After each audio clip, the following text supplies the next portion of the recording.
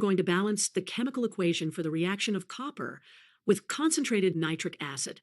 Let's start with our unbalanced equation. We have copper plus nitric acid yielding copper nitrate, nitrogen dioxide, and water. To balance this equation, we'll start by writing the half reactions. First, the oxidation half reaction.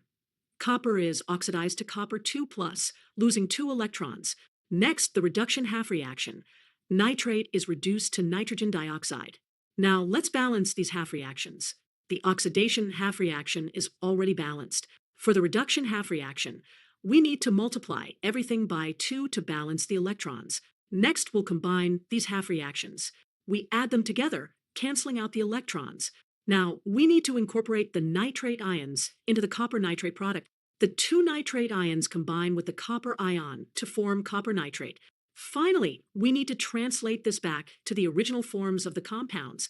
The nitrate ions and hydrogen ions come from nitric acid. So our final balanced equation is, and there we have it.